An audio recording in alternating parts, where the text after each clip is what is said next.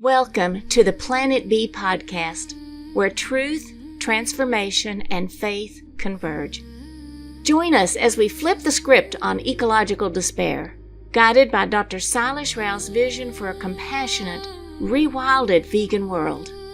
Let's begin the journey to the greatest transformation in human history. Hi, everyone, and welcome to episode 21 of the Planet B podcast, The Goals Transformation. Dr. Rao, this is a very, very awesome episode. So please, if you don't mind, would you begin with the opening quote? Yeah, it's a quote from Dr. Stephen Kaufman. He said, "Meaningful reforms are not possible until goals change." A goal of a system is what everyone is working towards accomplishing.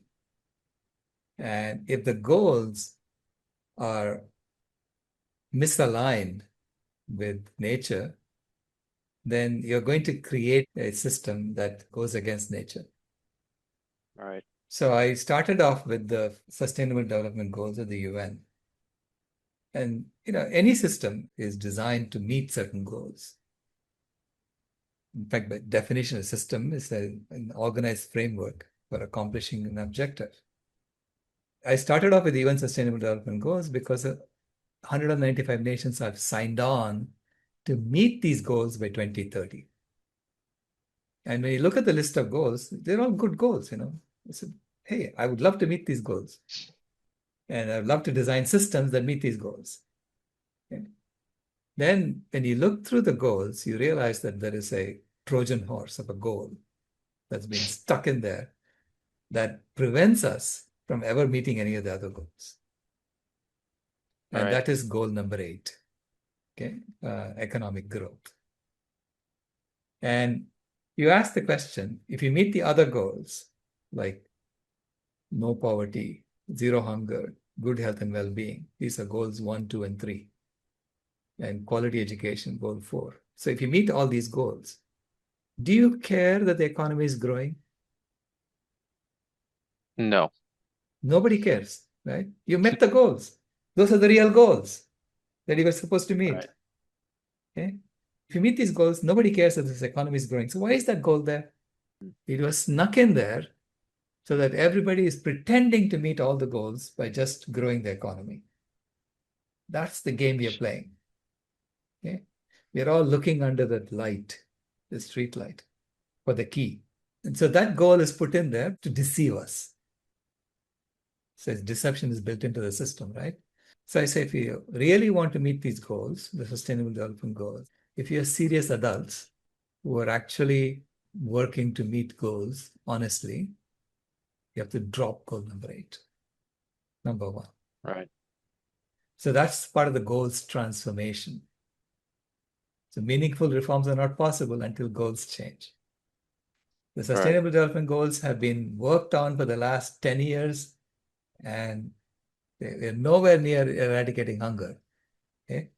Nowhere near eradicating poverty. Why? Because we have not been serious about it yet. So I say drop goal number 8 and replace it with goal number 18, which is Beyond Cruelty Foundation's goal number 18, which is zero animal exploitation. When you put that goal in there, suddenly all the other goals become easier to meet. Like the Beyond Cruelty Foundation website on SDG 18 has details on how adopting SDG 18 makes SDG 1 easier to meet, SDG 2 easier to meet, and so on.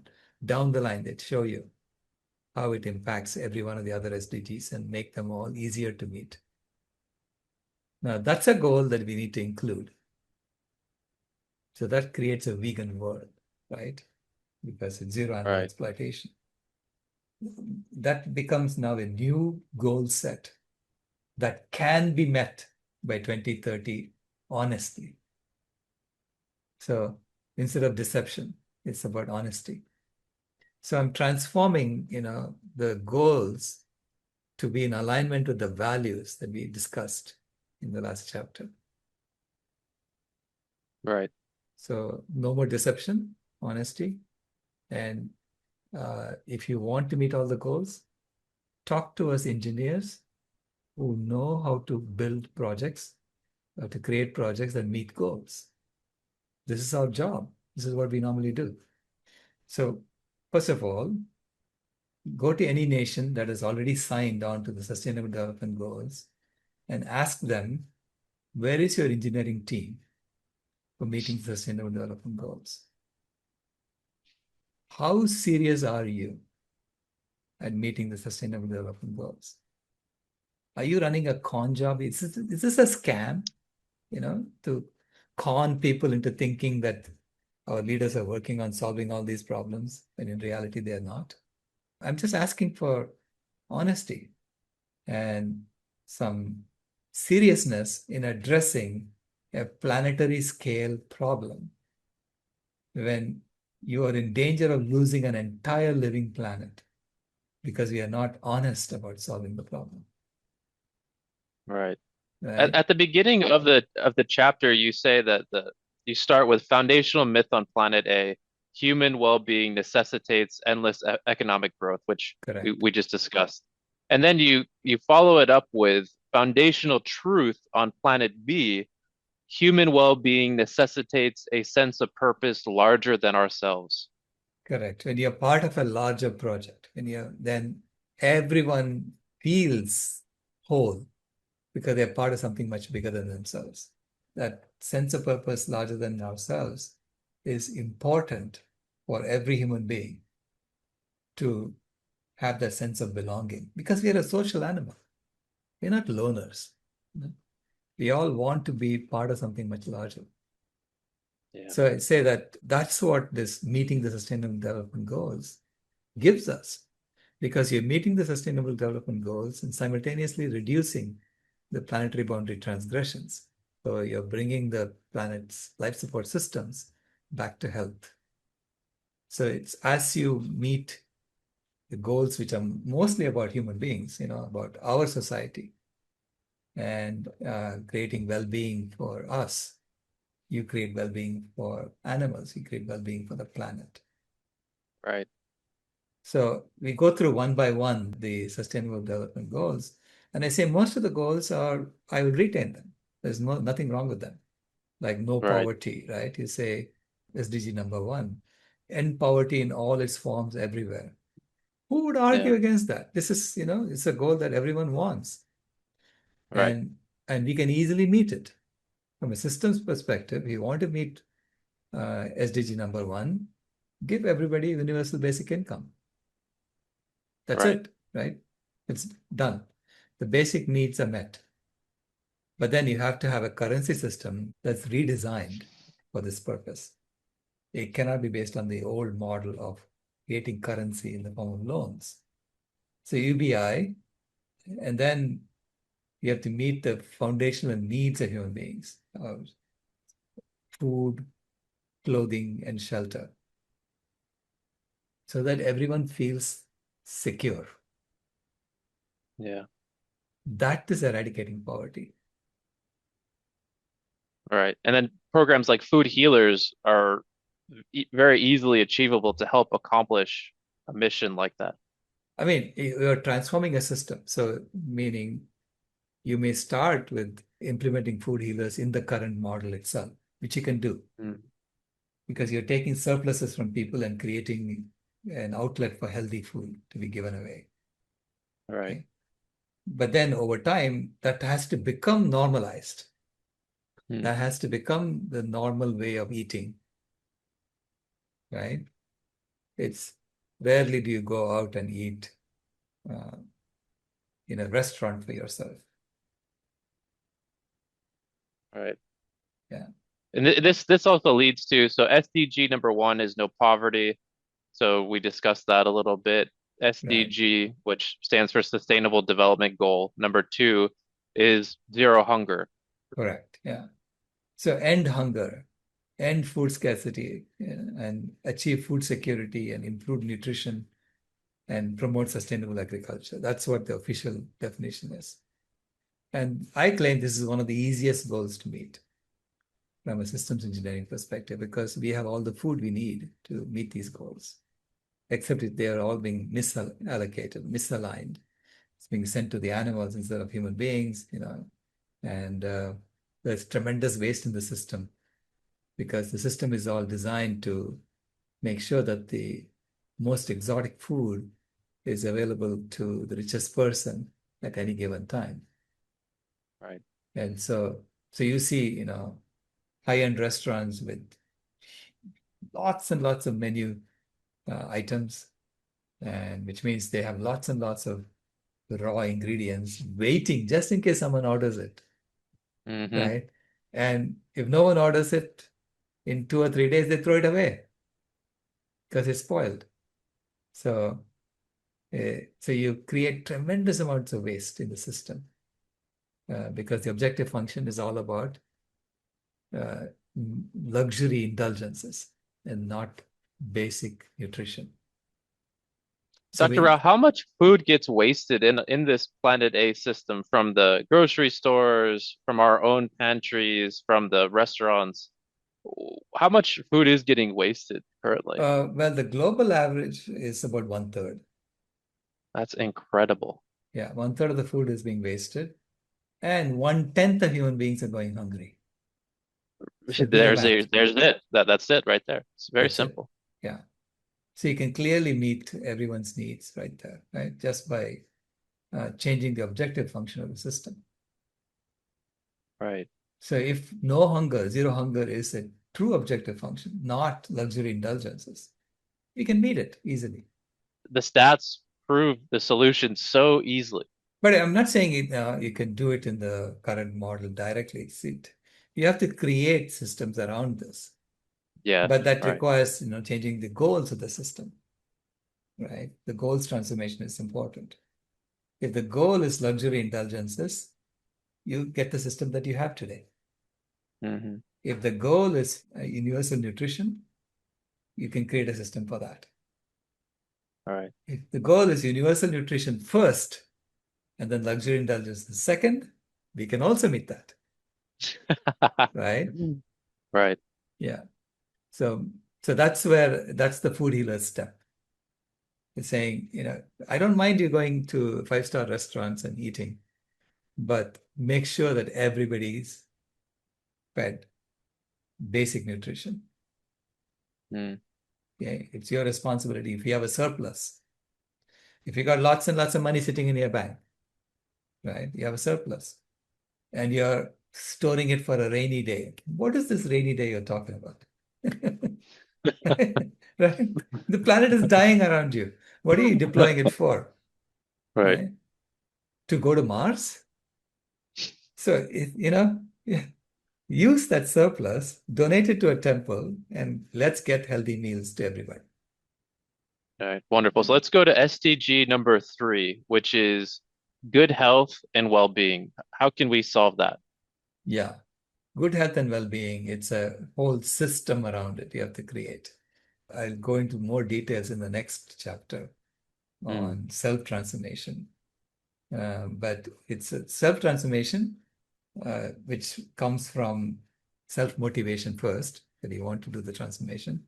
But you have to have a system that enables you to meet those goals, right? So if you have a system that's constantly harassing you, telling you, you're less than who you are, and, then it's impossible for you to have good health and well-being. Right. Right. So, and why does the system keep telling you that you're less than who you are? They want you to consume more. It's all about economic growth. And you don't consume if you're satisfied, if you're healthy and you don't want to, you're happy as is. So you have to be made unhappy. You have to be made wanting something. And that's when you consume more and more. So this is why the economic growth goal is such a Trojan horse. It makes it impossible for you to meet SDG number 3, good health and well-being. Because the growth model is saying, I need more diabetes patients. I need more heart disease patients. So the government is on the side of the corporations. And they are saying, okay, you want more diabetes patients and more heart disease patients. we will mandate the children have to drink dairy. Even though Ridiculous. there is plenty of scientific evidence that that's going to cause diabetes, that that's going to cause heart disease. Why? So they're not interested in the well-being of the children. They're much more interested in the well-being of the corporations. Right. And how their profit can improve. Right? So this is why the system needs to change. The goals of the system needs to change for us to really accomplish SDG number 3, good health and well-being. But if you drop goal number 8 and add goal number 18, and you redesign systems around this new set of goals, we can meet SDG number 3. And so details about how to do that will be there in the next chapter, next episode. Wonderful. So let's go into SDG number 4, which is quality education. And a lot of the parents out there that are sending their children to schools, they're not very happy with the current school system. So Correct. how can we fix this, Dr. Rao? Well, the schools are still stuck in the industrial age. They are teaching children how to be good cogs in a machine. You actually are constantly testing children to see how obedient they are at following the rules, at following directions, and so on. And only those who are very good at following directions get promoted to more and more and more. So you get PhD because you were disciplined enough to go get a master's. You got a master's because you were disciplined enough to go get a bachelor's degree. And the kids who were bored by all this, who really are very creative, they got dropped, right? They get less of a salary. So in essence, they're told, you're not worth it anymore for us to support. So we have created an education system that's funneling good industrial workers. So quality education is really about helping each one of us find our gifts, to hone our gifts, so that we can be very productive members in this collaborative that's healing the planet. So do you have like a vision of what a school or educational institution would look like on Planet B? Yeah, it would be much more self-directed. So every child has access to lots of resources and they can choose what they want to go learn. And learning is a lifelong process.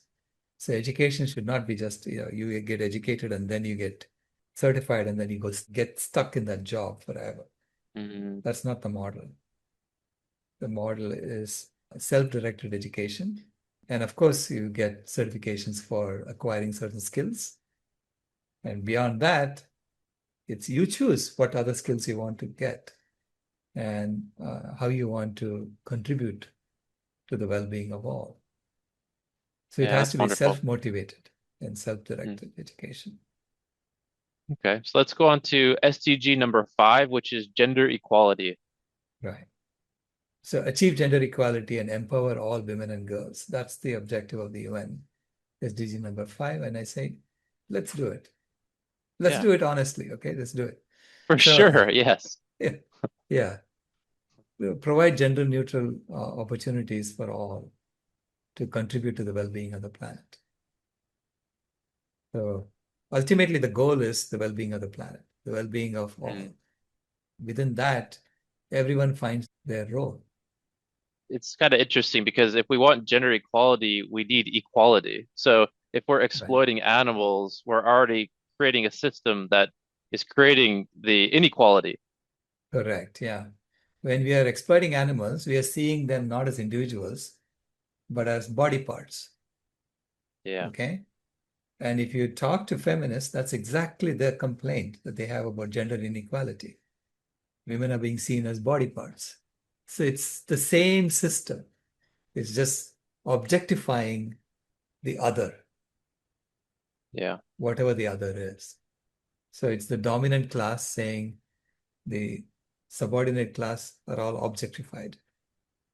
So gender equality is calling for equality across all human beings, regardless of gender identity. And that, once you grant equality across species identities, this is automatic. All right. Yeah, SDG number 6 is clean water and sanitation. correct. Yeah. So clean water and sanitation is really about creating closed cycles for human waste and making sure that the freshwater cycles of the planet are restored, because we have dammed the rivers and we have polluted the rivers with our runoffs from irrigation and so on. So when we go vegan and we restore forests, the freshwater cycles of the planet starts getting cleaned up again. They start getting restored again. And then we have to start undamming some of the rivers, returning water systems back to nature. Why? Because we have found other ways to tap energy. We don't really need to dam rivers anymore. As you restore forests, you will discover that there is fresh water available to you closer and closer. So you don't need to dam rivers and create artificial lakes and then have aqueducts, get water from there to wherever you're living. So you bring back the water table underground, so you can start using that. So it's repairing the water cycles of the planet. Sorry, that goes right into SDG number 7, which is the affordable and clean energy. Correct, yeah. SDG number 7 is to ensure access to affordable, reliable, sustainable, and modern energy for all. Now, Donella Meadows, in her analysis, had said that 99% of human activities today are unnecessary and wasteful. Okay. I don't know if it is that bad. She's saying only 1% of our activities are useful. But it is clear that once we transition to planet B, the amount of energy we need for human activities is going to decrease by an order of magnitude. Okay. And that energy can be supplied very easily by renewable energy and batteries for storing energy and making it available all day round, because it's not such a big energy need. Okay? The amount of energy we waste is incredible, because we are constantly trying to grow the economy. We're Right. constantly manufacturing more and more wants unnecessarily. Yep. So when we no longer have to do that and we are tapping into the Earth's energy sources for what we really need, we will discover that it automatically shrinks the energy infrastructure that we need. It makes an incredible amount of sense. So SDG number 8, I think we've covered this and we'll continue to cover this, but zero animal exploitation. Yeah, that's SDG number 18. And so drop SDG number 8 and replace it with SDG number 18.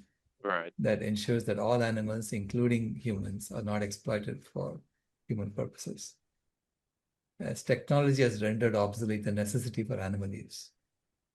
We don't need to use animals for any purpose whatsoever. So SDG number 9 is industry, innovation, and infrastructure. Right, yeah. Build resilient infrastructure, promote inclusive and sustainable industrialization, and foster innovation. That's the official definition in the UN. And basically, it is to restore and stabilize the life support systems of the planet. Whatever industries we need to accomplish that objective, we need to foster those. And anything that was for luxury indulgences will slowly come into disuse, because you don't need that anymore. Yeah. I mean, in planet B, we will have what we need, so we wouldn't want so much as well. Yeah, absolutely.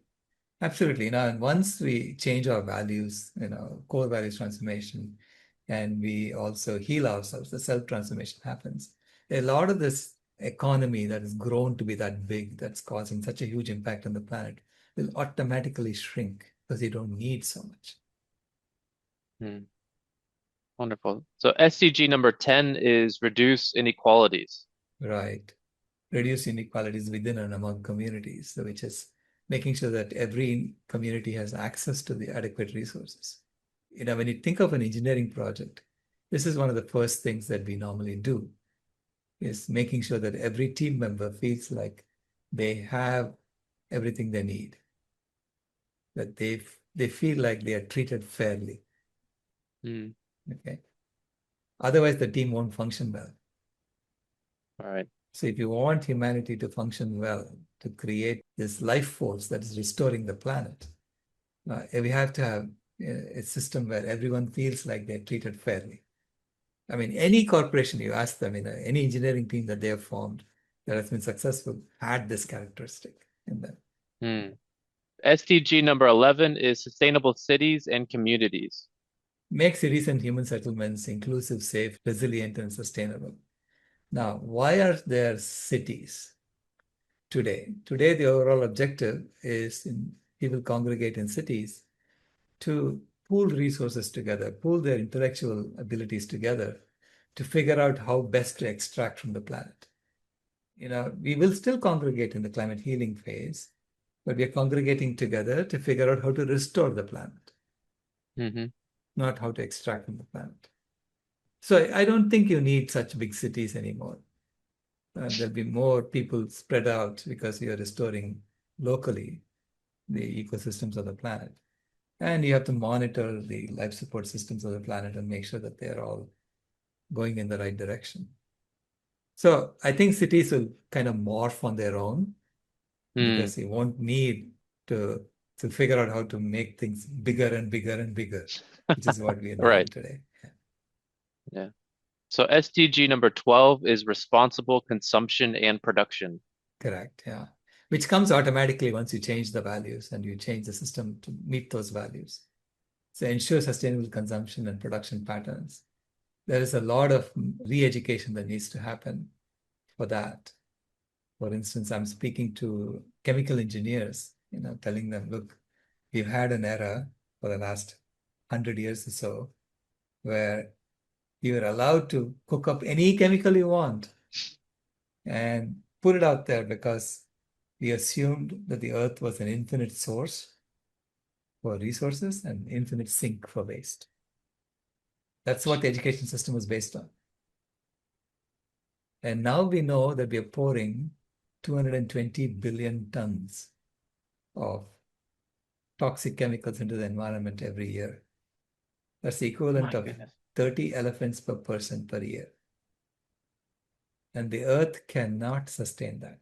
So this is one of the planetary boundary transgressions that is high risk of destabilizing the life support systems of the planet, which means you have to have a responsible design of systems that minimize the production of toxic chemicals that can be poured into the environment.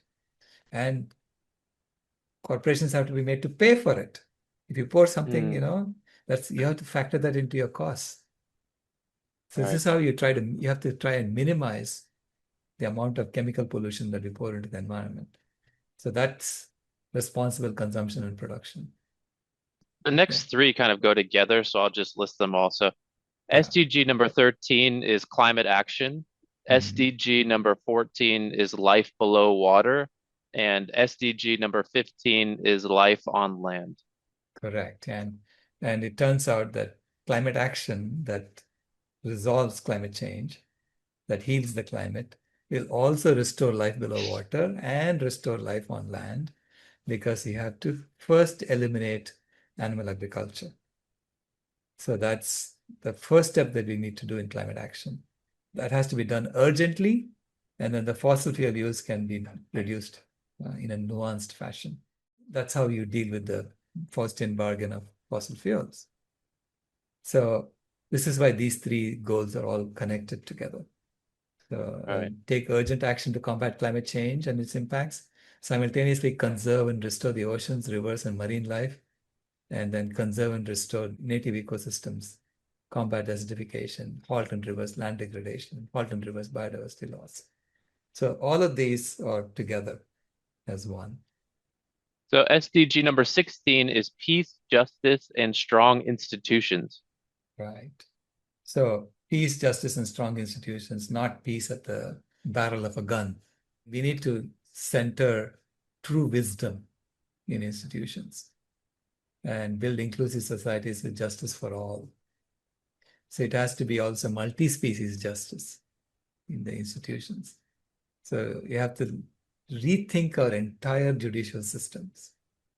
Okay? Because currently our judicial systems, our governance systems are all based on rights and enforcing rights. Okay? So you assert a right, and then the role of the government and governance is to ensure that that right is protected. I think the emphasis should change towards fulfilling responsibilities, not acquiring rights. Because we are giving rights to each other, and then we are saying, okay, the animals don't have rights, or they have some rights, but not all rights.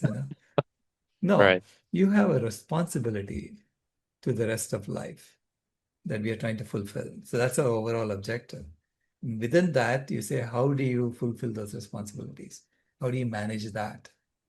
And so the true purpose of governance is to protect and cultivate the health and vitality of the planet and all its inhabitants for generations to come.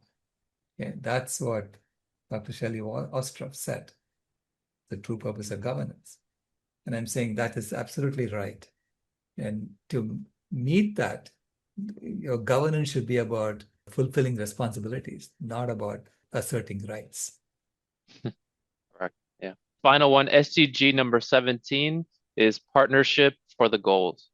Yeah, strengthen the partnership across all boundaries, whether it's between, with indigenous communities or with different nations, or different species.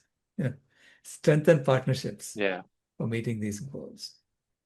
And think of it as a joint project with all the animals of the world.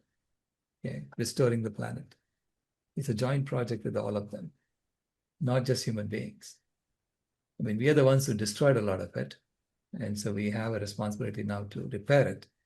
But they are helping us. You have to see how to bring them back so that they can help us. So that's the kind of partnership, multi-species partnership that I want to talk about in SDG number 17. So all the SDGs are valid, okay, except for goal number 8, with slight modifications in the interpretation. So I say, let's meet the SDGs because you all signed to meet it. Okay, all of them signed it. And I'm just coming along saying, is there anyone here who's serious about what they signed? And I'm here to help you if you're serious about it. Yeah. Because we can form an engineering team to meet the SDGs, and we can do it formally, professionally, because engineers know how to meet objectives. Right. Right. Maybe this is a little bit of a challenge, but something interesting, I think. So if someone who's watching this podcast is speaking to someone and this person that they're speaking to is really about these sustainable development goals, how can we communicate to them in 1 or 2 sentences how ending animal exploitation would fix all sustainable development goals? Ending animal exploitation will put us in the right framework for fixing all the sustainable development goals. It won't automatically do it, but it will give you the opportunity to meet all the goals. But without doing that, you'll be stuck in the old model, and you cannot possibly meet any of the goals. So there is a lack of seriousness when you say you're going to meet all the goals and simultaneously serve animal foods in conferences. Right. Yeah. Right. It shows a lack of seriousness. So I'm saying, let us be serious about it, okay? The planet is dying in front of our eyes. Can we just get serious about solving the problem? And if you are, contact me and I'm happy to help. And I have lots of systems engineers, lots of other engineers who are willing to help, okay? If there is a serious project for doing this. Wonderful. Yeah. Just like what happened, I used the analogy of the Delhi metro versus the Kolkata metro. The Kolkata metro was a mess. It was basically only, I think even today, it has only 2 lines, one going north-south, one going east-west. But the Delhi metro is now bigger than the London Underground in extent. It carries 50% more people than the London Underground. And everything works like a charm. And it was started in 1990s. And how did that happen so quickly? Because the engineers were allowed to do the project. Right. Okay, without interference. They were given an objective and given resources and said, go do it. And they did it. So I said, there are lots of engineers who are right now interested in helping create these systems. These are all systems that need to be designed and implemented, and has to be done with engineering integrity. All right. Awesome. So as we wrap up chapter 21, the goals transformation, is there any final message you'd like to share with our audience? I'm looking forward to implementing these goals seriously. Okay? And I'm looking forward to the day when the world gets serious about this, as opposed to just, pretending to do it. Right. And I think it's interesting too that if anyone is in communication with people who are interested in fixing the Sustainable Development Goals, that you have written extensively on this. So it would be a good step to get them in touch with you. Well, thank you so much, Dr. Rao. And we hope people will join us once again for our next episode, which will be chapter 22, the self-transformation. So thank you all for joining us today, and we look forward to seeing you again soon. Bye. This has been a podcast from Planet B, where we don't need to harm to thrive. If you haven't moved here yet, we thank you for visiting.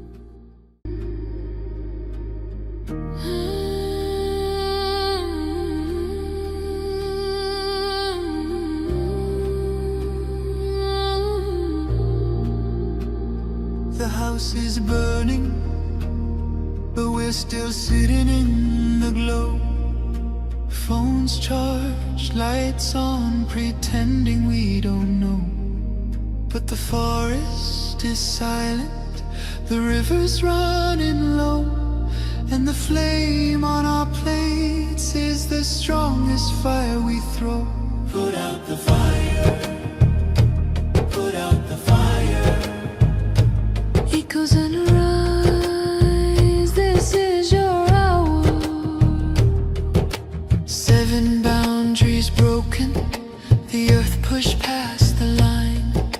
Climate, land, species, fresh water, chemicals, nutrients, oceans in decline. Not danger, disaster in real time. Put out the fire, ooh, put out the fire. Metafoodians rise, this is your power. And here in India, one truth stands the same. Milk is not just milk, dairy feeds the flame. Cows and methane, fields and forests turn to grain. Politics, culture, carbon, all wired to the same chain. Every cup of curd is heat in the air, every block of butter is a forest repair. It's not a small habit, it's a planetary affair. Put out the fire, put out the fire. Echoes and rise, this is our hour. Energy fixes half the hurt, Dr. Rao made that clear. But food fixes the other half, the half that's burning here. Change the plate, change the land, change the future's atmosphere. Put out the fire, put out the fire. Metafoodians unite, this is your choir. Every millet, every fruit, every sapseed, every bean is water on the wildfire of a world we've never seen. Every oil-free bite is a river turning clean. This is not perfection, it's direction. Not pressure, but protection. A week of choices can cool a generation. A company's courage can ignite a nation. Put out the fire, ooh, put out the fire. Echoes and rise, this is your hour. Metafoodians unite, Metafoodians ignite. Sharing love in the meta zone, light in the path to a cooler home. Put out the fire.